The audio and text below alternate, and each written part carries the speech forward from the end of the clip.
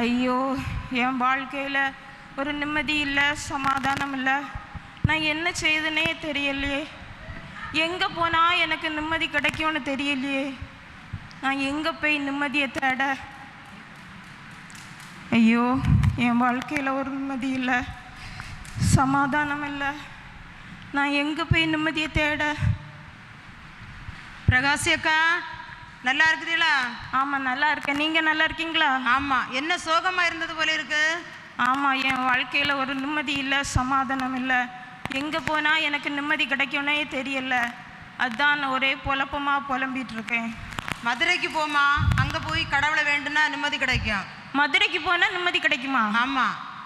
அப்போ அங்கே போனால் நிம்மதி கிடைக்கும்னு சொன்னால் சரி, நான் வரேன். சரி, வாங்க போ. சரி, போவோம்.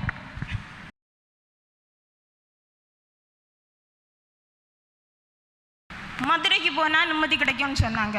நான் மதுரைக்கும் போயிட்டு வந்தாச்சு. ஏன்னா அங்கே போய் எனக்கு ஒரு நிம்மதியுமே கிடைக்கல.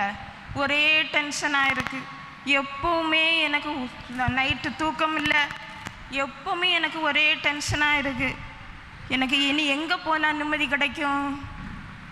அக்கா, பிரகாசி அக்கா, எப்படி இருக்கீங்க? நல்லா இருக்கீங்களா? பிரகாசின்னு எல்லாரும் சொல்லுதீங்க. என் வாழ்க்கையில் ஒரு பிரகாசமுமே இல்லை. எனக்கு எப்பவும் ஒரே டென்ஷனாக இருக்குது. என் வாழ்க்கையில் நிம்மதியே இல்லை. அப்படியா? நான் ஒரு இடத்துக்கு கூட்டிகிட்டு போகிறேன், அப்போ உங்களுக்கு நிம்மதி கிடைக்கும். வாரீங்களா? நீங்கள் போகிற சொல்ல இடத்துக்கு போனால் நிம்மதி கிடைக்குமா? ஆமாம், திருப்பதி போவோம். அங்கே போனால் நிம்மதி கிடைக்குமா? கிடைக்கும். கண்டிப்பாக அங்கே போனால் நிம்மதி கிடைக்கும். சரி, அப்போ போய் பார்ப்போம். வாங்க.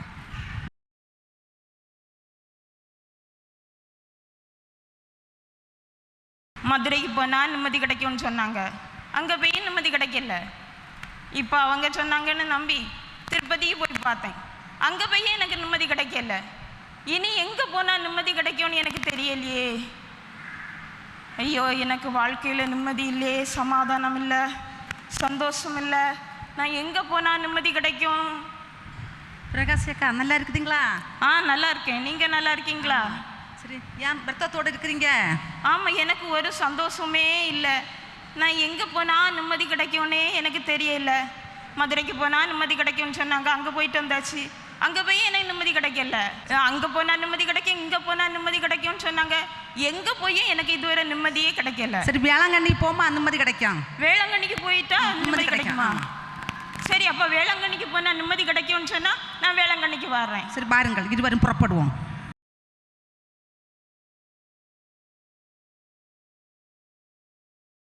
மதுரைக்கு போனால் நிம்மதி கிடைக்கும்னு சொன்னாங்க. அங்கேயும் போயிட்டு வந்தாச்சு, நிம்மதி கிடைக்கல. வேளாங்கண்ணிக்கு போயிட்டு வந்தால் நிம்மதி கிடைக்கும்னு சொன்னாங்க. அங்கேயும் போயிட்டு வந்தாச்சு, அங்கே போய் நிம்மதி கிடைக்கல. அங்கே போனால் நிம்மதி கிடைக்கும், இங்கே போனால் நிம்மதி கிடைக்கும்னு சொல்லி ஒவ்வொருத்தராக கூட்டிகிட்டு போகிறாங்க. ஆனால் எங்கே போயுமே எனக்கு நிம்மதிக்கு இன்னும் கிடைக்கல. என்னக்கா நிம்மதி எங்கேன்னு தேடி பார்த்தேன், எனக்கு எங்கேயுமே நிம்மதி கிடைக்கல. என்னக்கா புலம்பிட்டே இருக்குதியா? ஆமாம், எனக்கு வாழ்க்கையில் நிம்மதி சந்தோஷம்னு உள்ளதே இல்லை. அதனால நான் ஒரே புலப்பமாக புலம்பிட்டு இருக்கேன். மதுரை வந்தீங்கல்ல, நிம்மதி கிடைக்கலையா? அங்கே போய் எனக்கு நிம்மதி கிடைக்கல. திருப்பதி போனப்புறம் நிம்மதி கிடைக்கலையா? அங்கே போனப்புறம் எனக்கு நிம்மதி கிடைக்கவே இல்லை. வேளாங்கண்ணி போனப்புறம் உங்களுக்கு நிம்மதி கிடைக்கலையா? வேளாங்கண்ணிக்கு போயிட்டு வந்தப்புறம் எனக்கு நிம்மதி கிடைக்கல. அப்போ எங்கே போனால் உங்களுக்கு நிம்மதி கிடைக்கும்? எத்தனை பேர் போய் நிம்மதி கிடைச்சிருக்கு, உங்களுக்கு கிடைக்கலையா? எனக்கு எங்கே போயுமே நிம்மதி கிடைக்கல. வேளாங்கண்ணி போன அப்புறம் எல்லாரும் நிம்மதி கிடைச்சிருக்கு, உங்களுக்கு நிம்மதி கிடைக்கலன்னு சொல்லுதியா? எனக்கு வேளாங்கண்ணிக்கு போயிட்டு வந்தப்பறம் எனக்கு நிம்மதி கிடைக்கல. மாமதுரை சென்று வந்தால் என்ன, திருப்பதி போய் திரும்பி வந்தால் என்ன, வேளாங்கண்ணி வேண்டி வந்தால் என்ன, வெள்ளை மனம் வேண்டாமோ அம்மா. மாமதுரை சென்று வந்தால் என்ன, திருப்பதி போய் திரும்பி வந்தால் என்ன, வேளாங்கண்ணி வேண்டி வந்தால் என்ன, வெள்ளை மனம் வேண்டாமோ அம்மா. மனதில் சாந்தி இல்லையே, முகத்தில் சாயல் இல்லையே, நீ இயேசுவை போல் வாழவில்லையே. மனதில் சாந்தி இல்லையே, முகத்தில் சாயல் இல்லையே, நீ இயேசுவை போல் வாழவில்லையே. நான் வேலை செய்து ரொம்ப களைப்பாக வந்துட்டுருக்கேன். இங்கே காப்பி கடை ஏதாவது இருக்கா? எனக்கு ஒரு கப்பு காப்பி வேணுமே. காப்பி வேணுமா? ஆமாம். என்ன விலை காப்பி? 10 ரூபா.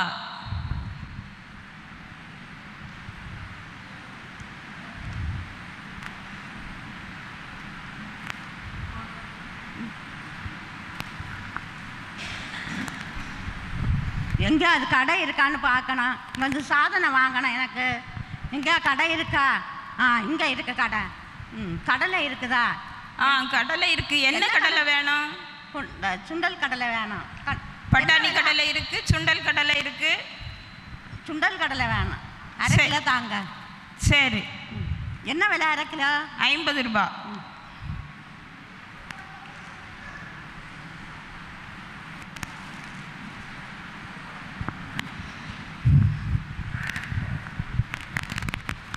ஹலோ, நல்லா இருக்கீங்களா? ஆமாம், நல்லா இருக்கேன். நீங்கள் நல்லா இருக்கீங்களா? நல்லா இருக்கேன். என்ன பண்ணிட்டு இருக்கீங்க? வியாபாரம் பண்ணிட்டு இருக்கேன். என்னெல்லாம் வச்சுருக்கீங்க? அரிசி இருக்குது, பருப்பு இருக்குது, சிக்கன் மசாலா இருக்குது, ஜீரகம் இருக்குது, எல்லாம் இருக்குது. எனக்கு 1 கிலோ அரிசி வேணும். என்ன விலை? 60 ரூபா. 60. எனக்கு 1 கிலோ அரிசி தாங்க. சரி, இந்தாங்க.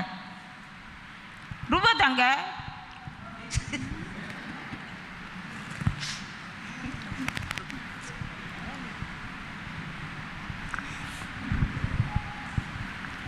பிரகாசம் அக்கா, கடையில் நன்றாக வியாபாரம் நடக்கிறதா? ஆமாம், நன்றாக வியாபாரம் நடக்கிறது. எங்கள் வீட்டில் விருந்தினர்கள் வந்திருக்கிறார்கள். எனக்கு 1 கிலோ வெல்லம் வேணும். எத்தனை ரூபா? விருந்தினர்களுக்கு வெல்லத்தை வைத்து என்ன செய்ய போறீங்க? ஏதாவது பண்ணலாம். பாயசம் காய்ச்சி கொடுங்க. இருக்குது வெல்லம். ரூபா தாங்க.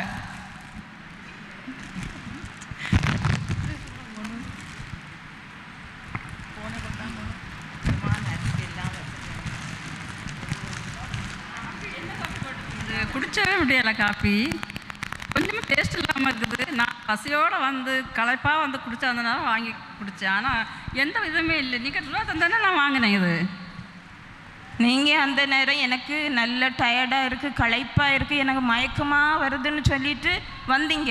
அந்தால சரி உங்களுக்கு களைப்பு மாறட்டுன்னு சொல்லிட்டு நான் காப்பி தந்தேன். காப்பியை இப்போ பாதியே குடிச்சாச்சு. இப்போ உங்களுக்கு களைப்பெல்லாம் மாறிடுச்சு. அதனால இப்போ அது டேஸ்ட் இல்லைன்னு சொல்லுதீங்க. ஆமாம், களைப்பாக இருந்தனால குடித்தது எனக்கு எந்த இதுவும் தெரியலை. நான் அது அப்படியே போயிட்டு சாப்பிட்டுட்டேன். இப்போ அது எனக்கு டேஸ்ட்டு வித்தியாசமாக தெரியுது. அதாங்க நான் ரூபா தந்து வாங்கின காப்பி இப்படி ரொம்ப மோசமாக ஊற்றி வச்சுருக்கு. இப்போ இங்கே இருக்கவங்கள்ட்ட கேட்டு பாருங்க. இங்கே பனை அறுக்கிறதுக்கு ஒன்றும் இப்போ ஆட்கள் ஒன்றும் கிடையாது. நான் என்ன செய்யுது? நான் தூர இடத்துல போய் இருந்து கருப்பட்டி வாங்கிட்டு வந்து உங்களுக்கு காப்பி போட்டு தந்தா நீங்கள் இப்படி சொல்லுதீங்க. அது இல்லை, இப்போ உங்களுக்கு தெரியாதா? இப்போ எல்லாருக்கும் சுகர் இருக்குன்னு சொல்லுவாங்க. அதனால் பிறகு இந்த காப்பியை குடிச்சிட்டு பிறகு உங்களுக்கு சுகர் ஏறிடக்கூடாதுல்ல. அதனால் அதில் கொஞ்சம் சுகர் கம்மியாக போட்டுருங்க. இப்போ நம்ம பாஸ்டர் கொடுத்தா அவங்க சொல்லுவாங்க நல்ல டேஸ்ட்டாக இருக்குன்னு சொல்லுவாங்க. கடலை அளவு குறைவாக இருக்குது. நீங்கள் என்ன தந்துருக்கா? என்ன கடலை தந்துருக்கீங்க? கடலை அளவு குறைவாக இருக்குது. நீங்கள் நிறுத்து பார்த்தீங்களா? பார்த்தாலே தெரியுதே குறைவாக இருக்குதுன்னு. அப்போ குறைவாக இருக்குதா? ஆமாம், குறைவாக இருக்குது. அப்போ ஒருவேளை குறைவாக இருக்கலாம். ஏன்னு சொன்னால் நான் 5 பார்சல் போட்டதுக்கு 6 பார்சல் போட்டேன்னு சொன்னால் எனக்கு 50 ரூபா கூட லாபம் கிடைக்கும். இப்படியெல்லாம் லாபம் எடுக்காதுங்க. அப்பந்தான் நான் வந்து வசதியாக ஆக முடியும், எனக்கு பணம் சம்பாதிக்க முடியும். அதனால கொஞ்சம் குறைவாக இருக்கும், அதை நீங்கள் அட்ஜஸ்ட் பண்ணிவிடுங்க. இது என்ன அரிசி தந்துருக்கீங்க? எவ்வளோ ரேட்டு கொடுத்து வாங்கிட்டு போய் நான் இந்த அரிசியை நான் எப்படி என் பிள்ளைங்களுக்கு சமைச்சு கொடுக்க முடியும்? கல்லும் கரிச்சையுமா இருக்குது. ஏன் இந்த மாதிரியெல்லாம் பண்ணுறீங்க? கல் இருந்துதா? கல் இருக்குது, கரிச்சை இருக்குது. இதை எப்படி வீட்டில் போய் நம்ம பிள்ளைங்களுக்கு சமைச்சு கொடுக்க முடியும்? இந்த மாடெல்லாம் சூடடிப்பாங்க. அரிசி ஒன்று நான் வாங்க வரல, நான் நல்ல அரிசி வாங்க வந்திருக்கேன். 4 ரூபாயும் தந்திருக்கேன். கொஞ்சம் கல்லெல்லாம் வந்திருக்கோம். அந்த கல்லை நான் என்ன பண்ணது? எனக்கு நான் ரேட்டு ஜாஸ்தியாக கொடுத்தானே வாங்கியிருக்கேன். நல்ல அரிசியாக வேணும்னு நான் வாங்கியிருக்கேன். இப்படியெல்லாம் செய்யாதீங்க. கொஞ்ச நேரம் பொறுமையாக இருந்து பண்ண முடியாது. எனக்கு பொறுமையாக இருந்து நீங்கள் அதை கல்லெல்லாம் பறக்கி சமைச்சா நல்ல டேஸ்ட்டாக இருக்கும். டேஸ்ட்டாக இருக்கும்னு சொல்லிட்டு தான் நான் நிறைய ரூபாய் தந்து வாங்கியிருக்கேன். அப்படி எனக்கு பொறுக்கிற அளவுக்கு எனக்கு பொறுமை எல்லாம் கிடையாது. இப்போ வேற கடை இல்லை, அதனால நீங்கள் இதை கொண்டு சமையல் பண்ணுங்க.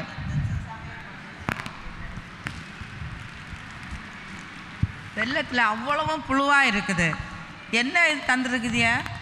வெள்ளத்தில் புழு இருந்ததா? ஆமா. நான் புழுவை அதில் போடல. அதை பார்த்துலையே நீங்கள் தரணும். நான் வாங்கி தானே வாங்கினது. நான் வாங்கி 2 மாதம் ஆச்சு. மழை பெய்யுதுன்னு உங்களுக்கு தெரியுமா? அந்த மழை பெய்ததுனால அது கொஞ்சம் பூனம் பூத்து கொஞ்சம் டேமேஜ் ஆகிருக்கும். அதுக்கு என்ன பண்ணது, நீங்கள் அதை கொண்டு போய் கொஞ்சம் க்ளீன் பண்ணி எடுத்து விருந்துக்காரங்களுக்கு பாயசம் வச்சு கொடுத்தா நல்ல டேஸ்ட்டாக இருக்கும். அது எப்படி க்ளீன் பண்ண முடியும்? கொஞ்சம் பொறுமையாக இருந்து க்ளீன் பண்ணணும். அதெல்லாம் பொறுமையாக இருந்து க்ளீன் பண்ண முடியாது. அப்போ விருந்துக்காரங்களுக்கு கொடுக்காண்டா.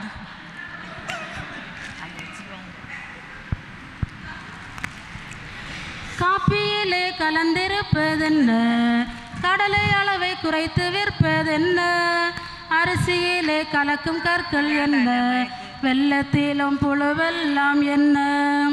காப்பியிலே கலந்திருப்பதென்ன, கடலை அளவை குறைத்து விற்பதென்ன, அரிசியிலே கலக்கும் கற்கள் என்ன, வெள்ளத்திலும் புழுவெல்லாம் என்ன. மனதில் சாந்தி இல்லையே, முகத்தில் சாயல் இல்லையே, நீ இயேசுவை போல் வாழவில்லையே. மனதில் சாந்தி இல்லையே, முகத்தில் சாயல் இல்லையே, நீ இயேசுவை போல் வாழவில்லையே. ஹலோ, வீட்டில் யார் இருக்கா? விஜயா, விஜயன், வீட்டில் யாரும் இல்லையா? எடி விஜயா, வெளியில் யாரும் கதவை தட்டு போய் இருக்கு, போய் பாரு. கலா நீங்களா? வாங்க வாங்க, பிரயாசி அக்கா வாங்க. சரி அக்கா, வீடு தேடி வந்திருக்கிறீங்க, என்ன விசேஷம் உண்டா? நல்ல காரியம் ஏதோ உண்டா? ஆமாம், நாட்டில் விசேஷம் இருந்தனால தானே உங்களை தேடி வந்தேன். அதானே பார்த்தேன், நல்ல காரியம் இருந்ததுனால தானே வந்திருக்கீங்க. ஆமாம், நம்ம நாட்டில் அடுத்த வாரம் எலெக்ஷன் நடக்க தெரியுமா? தெரியாது. அப்படியா? அதனால தான் உங்களை தேடி வந்தேன். நான் இந்த தடவை எலெக்ஷனுக்கு நிற்கேன். இந்த தடவை கண்டிப்பாக நான் ஜெயிக்கணும். அதுக்கு நீங்கள் எனக்கு ஹெல்ப் பண்ணணும். நீங்களும் ஓட்டு போட்டுருங்க. உங்களுக்கு தெரிஞ்சவங்களுக்கு எல்லாருக்கும் சொல்லி நீங்கள் ஓட்டு போட வச்சுருங்க. கண்டிப்பாக நான் இந்த தடவை ஜெயிக்கணும். சரி சரி, உங்களுக்கு ஓட்டு எல்லாம் போடலாம். சரி. என்னங்க இவ்வளோ பணம் நம்மகிட்ட இருக்குல்ல, இதை வைத்து நிறைய சொத்து வாங்கலாமே. எடி விஜயா, உனக்கு சொத்துனாலே போதும், பணத்தை கண்டாலே போதும். சொத்து வாங்கணும், உருப்படி வாங்கணும், வீடு வைக்கணும், இதுதானே உனக்கு ஆசை. நம்ம பிள்ளைங்க எல்லாம் பசியால் இருக்குது. பிள்ளைகளுக்கு ஹோட்டலில் போய் நல்ல சாப்பாடு வாங்கி கொடுக்கலாம். என்னங்க நம்ம நல்லா வாழணும்னா சொத்து வீடு எல்லாம் நமக்கு தேவைதானே. இப்போ நிறைய ரூபா கிடச்சி நமக்கு பிள்ளைகளுக்கு நல்ல ஹோட்டல் பார்த்து சாப்பாடு வாங்கி கொடுப்போம். அப்பா, எங்களை நல்ல ஒரு ஹோட்டலுக்கு கூட்டிகிட்டு போங்க அப்பா. 5 ஸ்டார் ஹோட்டலுக்கு போவோம். சரி சரி போவோம். சரி சரி, ஹோட்டலுக்கு போவோம். சாப்பாடு இருக்கா ஹோட்டலில்? சாப்பாடு இருக்குது. என்ன சாப்பாடு வேணும்? எனக்கு சாதா சாப்பாடு போதும். பிள்ளைகளெல்லாம் வயறு பசிச்சு இருக்காங்க. மீன் குழம்பு இருக்குது, சிக்கன் இருக்குது, மட்டன் இருக்குது, எல்லாமே இருக்குது. உங்களுக்கு என்ன வேணாலும் தரலாம். சரி, மீன் குழம்பு தாங்க. சரி, உட்காருங்க. அப்பா எங்களுக்கு இறைச்சி தான் வேணும். சரி, பிள்ளைகள் இறைச்சி கேட்காங்க. பிள்ளைகளுக்கு இறைச்சி வச்சு சாப்பாடு கொடுப்போம். சரி, இருங்க, உட்காருங்க.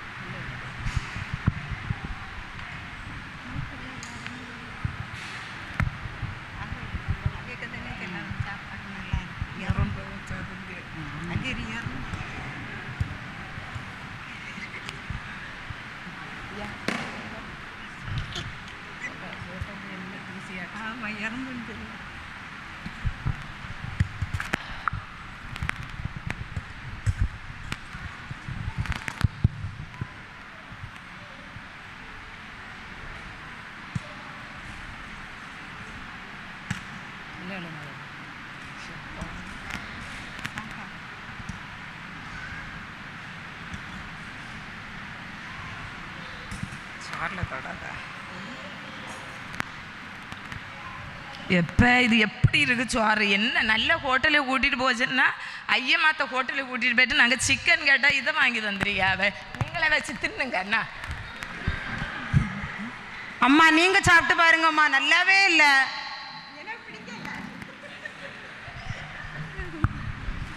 இது என்ன ஹோட்டல் வச்சு நடத்துவீங்க? வர மோசமா இருக்கு. நிறைய சோடா உப்பா வாரி போட்டீங்களோ? சாப்பாடு நல்லா இல்லையா? நல்லா இல்லை சாப்பாடு, அவ்வளவு சோடா உப்பா இருக்கு. பிள்ளைகள் சாப்பிடவே இல்லை, பசினால இருக்கு. வயறு வலியும் வாந்தியும் எடுக்குது பிள்ளைகளுக்கு. சோடா உப்பு சாப்பிட்டதுனால ஒரு பிரச்சனையும் வராது. நான் சோடா உப்பு கொஞ்சம் சேர்க்கலன்னு சொன்னா நீங்க நிறைய சாப்பிட்டுட்டு போயிடுவீங்க. பிறகு எனக்கு நிறைய வியாபாரம் பண்ணி ரூபாய் சம்பாதிக்க முடியாது. அதனால கொஞ்சம் போல சோடா உப்பு சேர்த்தேன். அது வயர் வலியும் வராது, வாந்தியும் வராது, ஒன்றும் வராது. வயறு வலி வராமல பிள்ளைகள் வயறு வலியாட்டு இருக்குது. அக்காளு வாந்தியா வருதா? வாந்தி வருதா? பிள்ளைகளுக்கு வாந்தி வருது. வாந்தி ஒன்றும் வராது. நிறைய சாப்பிட முடியலன்னு சொல்லிட்டு உள்ள இதில் நீங்கள் எப்படி சொல்லுதீங்க? உங்க ஹோட்டல்ல இருந்து சாப்பிடவே வர மாட்டோம். பெரிய ஹோட்டல்னு வந்தா வர மோசமா இருக்குது சாப்பாடு. இதான் இந்த ஹோட்டலுக்கே வர மாட்டோம். நீங்களே வச்சுக்கிடுங்க. ஓட்டு போட காசு கொடுப்பதென்ன, லஞ்சம் வாங்கி சொத்து சேர்ப்பதென்ன, சுண்ணாம்பை நீ சோற்றில் சேர்ப்பதென்ன, கொள்ளை லாபம் அடிக்க துடிப்பதென்ன. ஓட்டு போட காசு கொடுப்பதென்ன, லஞ்சம் வாங்கி சொத்து சேர்ப்பதென்ன, சுண்ணாம்பை நீ சோற்றில் சேர்ப்பதென்ன, கொள்ளை லாபம் அடிக்க துடிப்பதென்ன. மனதில் சாந்தி இல்லையே, முகத்தில் சாயல் இல்லையே, நீ இயேசுவை போல் வாழவில்லையே. மனதில் சாந்தி இல்லையே, முகத்தில் சாயல் இல்லையே, நீ இயேசுவை போல் வாழவில்லையே. ஞானம்மா, என்ன பாரு, நம்ம பிள்ளை எல்லாம் வளர்ந்தாச்சு. நிர்மலா இப்போ 12ஆம் கிளாஸ் பாஸ் ஆயிடுவா. அப்போ எங்கேயாவது ஒரு நல்ல கோர்ஸில் விடணும். என்கிட்ட காசும் கிடையாது, அப்போ வேலையும் சரியாக கிடையாது. என்ன செய்யுது? ஒரே மனக்கவலையாக இருக்குது எனக்கு. இல்லை, வேலை செய்ய நேரத்தில் நீங்கள் வேலைக்கு போகிறதில்ல, சரியாக ஒழுங்காக வேலை செய்கிறதில்ல, காசுகளும் சரியாக கொண்டு தரதில்லை. என்ன செய்யுது இப்போ? ஆமாம், நீ இப்படி பெரிய வாய் வச்சு பேசிகிட்டு இருக்காத. எல்லா பாரத்தையும் எனக்கு மேலே போட்டுருது. நான் படு பாடு எனக்கு தான் தெரியும். சரி சரி, அமைதியில் இருங்க, சமாதானமாக இருங்க. எல்லா ஆண்டும் நடத்துவார். பிள்ளைகள் வந்து நல்ல முறையில் படித்து நல்லா தான் வருவாங்க. அவைகளை நல்ல ஹோல்ஸில் வச்சு நல்ல இது மாதிரி நடத்தலாம். சரியா? கவலைப்பட வேண்டாம். இல்லை, எல்லா ஆண்டவர் பார்த்துக்கொள்வார். சரி சரி. இங்கே பாரு, நீ சொன்ன பிள்ளை எல்லாம் படித்து நல்ல மெரிட்டில் பாஸ் ஆகி பைசா கொடுக்காம ஃப்ரீ சீட் வாங்கிடுவாங்க. இங்கே ரெண்டும் வந்து ஃபோனை நோண்டிட்டு இருக்குது பாரு. நிர்மலா, என்ன ஃபோன் அங்கே கொடுமா. நிர்மலா, அப்பா என்னப்பா ஃபோன் தர மாட்டாப்பா, படிக்க வேண்டியது இருக்கு ஃபோனில். ஃபோனை வச்சு ஒன்றும் படிக்க வேண்டாம். இப்போ முதல்ல பைபிளை எடுத்து படித்து ஜெபம் பண்ணிட்டு பாடங்களை படிமா. அப்பா புக்கில் இல்லாத பாடம் எல்லாம் செல்லில் இருக்குது, அதனால செல்லில் படிக்கணும். நீ ஃபேஸ்புக் இல்லாமா பார்த்துட்டு இருக்க? ஃபோனை கொடுமா. ஃபோன் தரமாட்டான்ப்பா. கீழ்படியுமா, ஃபோனை கொடு. ஃபோனை தான். இல்லை இல்லை இல்லை, செல்ல படிக்க போட்டிருக்கு. அதொன்றும் இல்லை, பாடத்துலேருந்து பாடத்தை படித்தா போதும். இந்த செல்லை படிக்க வேண்டிய தேவையே இல்லை. சரியா? பிள்ளைகள் கெட்டு போகிறது இந்த செல்லுனால தான் கெட்டு போகிறது. அதனால் செல்லே தேவையில்லை. கொண்டப்பா எப்பா செல்லு அங்கே தான். அம்மா கேட்க அவங்க கொடுக்கணுமா? செல்லை தந்துடுன்னா தந்துடு.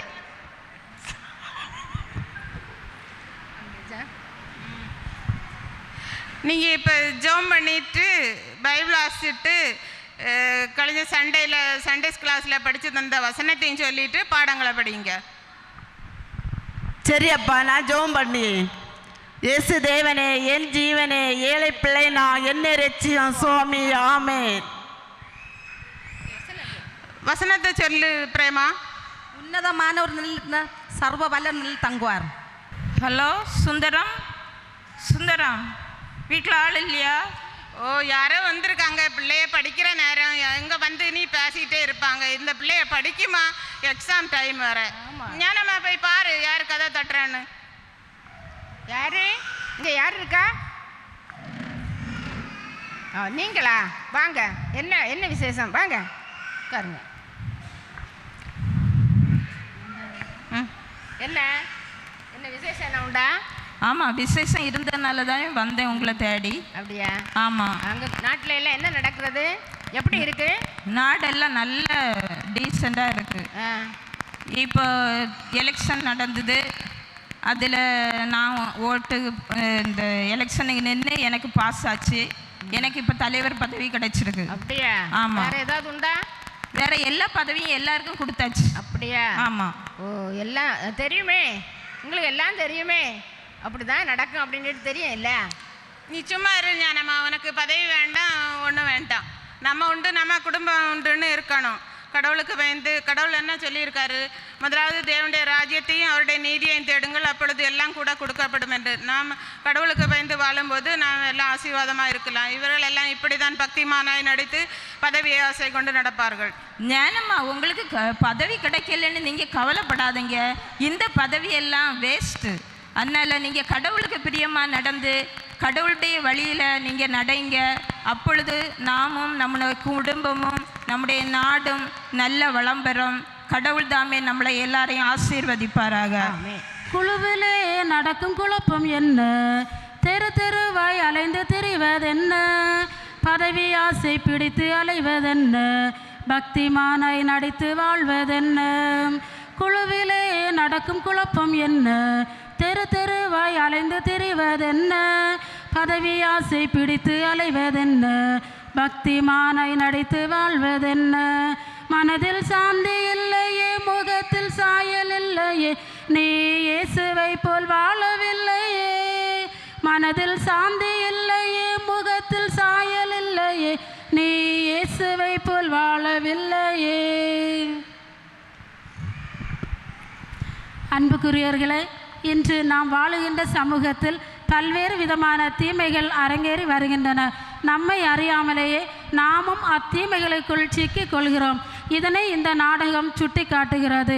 இதன் வழியாக வெளிப்பட்ட கருத்துக்களை நம் அகத்தை கொண்டு தீமையின் பிடிகளிலிருந்து விடுபட்டு, பிரியமானவனே, நீ தீமையானதை பின்பற்றாமல் நன்மையானதை பின்பற்று. நன்மை செய்கிறவன் தேவனால் உண்டாயிருக்கிறான், தீமை செய்கிறவன் தேவனை காணவில்லை என்ற 3 யோவான் 1:11 என்ற வசனத்தின்படி நன்மை செய்து நல்ல சமுதாயத்தை உருவாக்கும்.